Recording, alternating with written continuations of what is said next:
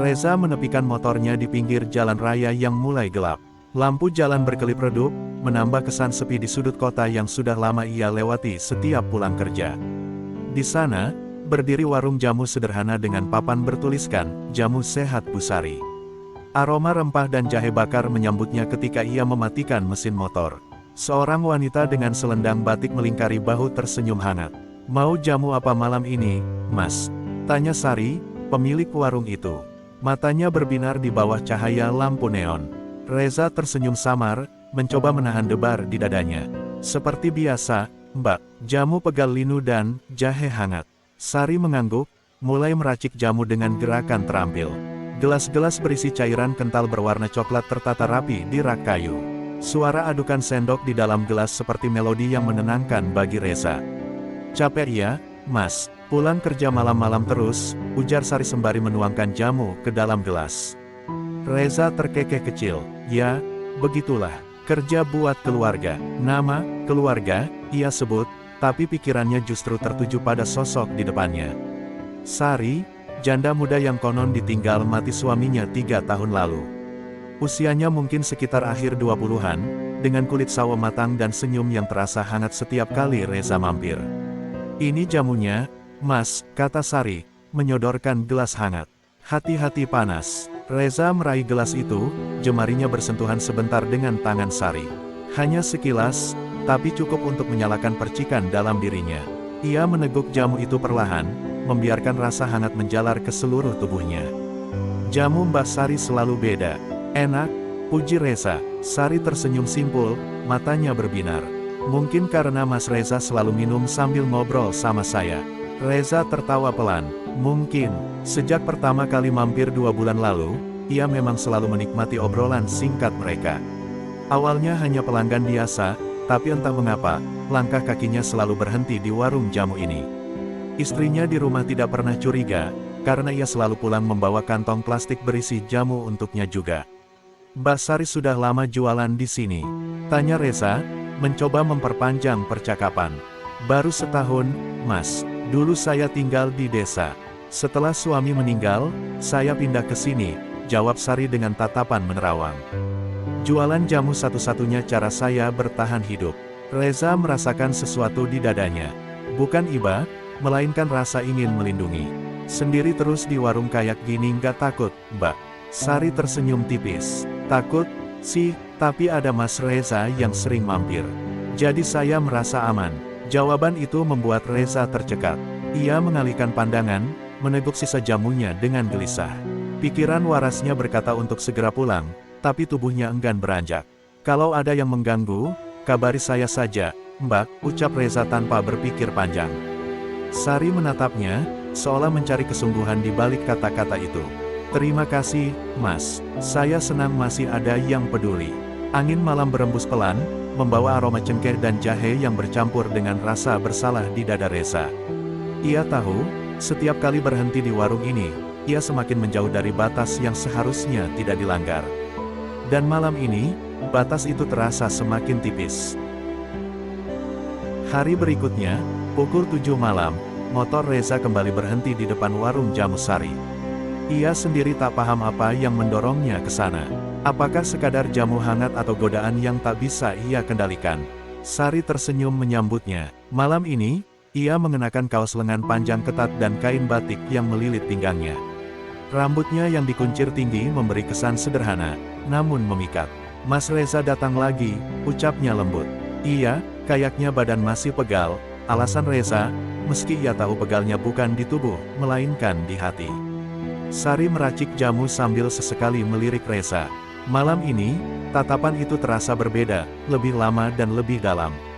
"Kalau pegalnya belum hilang, mau saya pijat Mas?" tawar Sari tiba-tiba. Reza terdiam. Tawaran itu sederhana, tapi maknanya begitu dalam. "Mbak Sari bisa mijat?" tanyanya, mencoba terdengar biasa saja. "Bisa, dulu sering mijat suami saya kalau dia kecapean," jawabnya sambil tersenyum samar. "Kalau Mas Reza mau, saya bisa pijat di sini, di belakang warung." Reza menelan ludah. Bagian rasional di pikirannya berteriak untuk menolak, tapi rasa penasaran menguasai segalanya. "Boleh deh Mbak, ayo, ikut saya," ajak Sari. lalu membuka tirai kain yang memisahkan bagian depan dan belakang warung. Reza mengikuti langkahnya. Ruang belakang warung itu kecil, dengan tikar lusuh terbentang di lantai dan rak berisi botol-botol jamu di sudut ruangan. Sari menyalakan lampu redup, menciptakan bayangan samar di dinding bambu. "Silakan duduk Mas," ujar Sari, menepuk tikar. Reza duduk di sana, sementara Sari duduk di belakangnya. Tangan perempuan itu mulai memijat bahunya, awalnya pelan, lalu semakin menekan di titik-titik yang terasa kaku. "Badannya tegang banget Mas," gumam Sari pelan. "Iya, mungkin kurang istirahat," sahut Reza. Tapi, ia tahu ini bukan hanya soal istirahat. Sentuhan tangan Sari mengirimkan sensasi berbeda di tubuhnya. Hangat, lembut, dan menggelitik naluri terpendam yang selama ini ia pendam. Pijatan berlanjut ke punggung, kemudian turun ke lengan. Napas Reza semakin berat. Sari tampaknya menyadarinya, karena ia tersenyum kecil. "Udah agak enakan," bisik Sari di dekat telinga Reza. Reza menoleh. Mata mereka bertemu, dan di sana, di ruang sempit beraroma jamu dan keringat, batas moral yang ia pegang selama ini perlahan runtuh. Reza menelan ludah, "Udah, tapi masih ada dikit di punggung. Kalau gitu, saya pijat lagi ya." Sari tersenyum, lalu tangannya mulai menekan titik-titik di punggung Reza. Jari-jarinya cekatan dan tahu persis di mana harus menekan untuk melepaskan ketegangan. Namun, bukan hanya pegal yang hilang. Pertahanannya juga ikut runtuh. "Mbak Sari ini, jago mijat ya." Suara Reza terdengar gemetar. "Dulu sering pijat suami, tapi dia udah pergi selamanya," jawab Sari lirih. "Kadang, rasanya sepi kalau nggak ada yang bisa dipijatin lagi." Reza menoleh ke belakang, dan mata mereka kembali bertemu. Sari menunduk, tapi pipinya merona. Aroma jamu bercampur peluh di ruangan sempit itu semakin mengaburkan batas-batas yang seharusnya ada. "Mas Reza, nggak apa-apa kan sesekali ngobrol sama saya di sini?" tanya Sari lirih. Reza mengangguk tanpa berpikir panjang. "Nggak apa-apa kok Mbak." Tangan Sari masih di bahunya. Perlahan, ibu jarinya mengusap leher Reza dengan gerakan melingkar. Sentuhan itu membuat Reza memejamkan mata sejenak. Suasana begitu hening. Hanya suara jamu yang menetes perlahan dari botol di rak belakang dan detak jantung Reza yang berpacu cepat. "Mbak Sari." Reza membuka mata dan menoleh. "Iya Mas." Sari balas menatap. Reza menelan ludah, tapi sebelum ia sempat berkata apa-apa, suara motor melintas di depan warung membuat mereka spontan menjauh. "Ada orang lewat," gumam Sari sambil menarik tangannya. Reza berdiri dan membenahi jaketnya. "Makasih ya Mbak, pijatannya enak." Reza melangkah keluar dari warung dengan hati berdebar. "Mas Reza." Reza menoleh. "Besok, saya libur. Kalau pegalnya masih belum hilang, datang ke rumah saya aja ya." Sari mengulurkan secarik kertas bertuliskan alamat. "Jangan khawatir, saya tinggal sendirian." Reza menatap kertas itu, lalu mengambilnya. Tanpa sepatah kata, ia menyalakan motor dan pergi. Tapi di kantong jaketnya, alamat rumah Sari terasa seperti bara api yang sulit dipadamkan. Saat ia menyalakan motor dan melaju pergi, ia melirik kaca spion. Sari masih berdiri di depan warung, menatap kepergiannya dengan senyum penuh arti. Esok harinya saat di kantor, ia meraih ponselnya, membuka aplikasi peta, dan mengetik alamat yang tertera di kertas itu. Lokasi rumah Sari hanya berjarak sekitar 4 km dari rumahnya. "Dekat rumah, bisa sekalian pulang," gumamnya dalam hati. Reza tiba di rumah Sari sekitar pukul 5 sore. Kali ini, ia mengetuk pintu dengan ragu. Tak lama, pintu terbuka. Sari muncul dengan daster merah marun dan rambut yang dikuncir asal-asalan. Matanya berbinar. "Mas Reza, saya udah nunggu," ucap Sari dengan senyum samar. Sari menarik pergelangan tangannya. Reza sempat menahan diri, tapi sentuhan hangat itu seolah memadamkan sisa akal sehatnya. Ia mempersilakan Reza masuk. Suasana rumah Sari terasa hangat dan tertutup. Sari langsung memintanya duduk di tikar di ruang tengah. "Saya ambil minyak dulu ya," kata Sari sebelum menuju dapur. Reza menunduk, menatap tangannya yang gemetar. Ia tahu dirinya sedang bermain api. Tapi sebelum ia bisa bangkit dan pergi, Sari kembali dengan botol minyak pijat.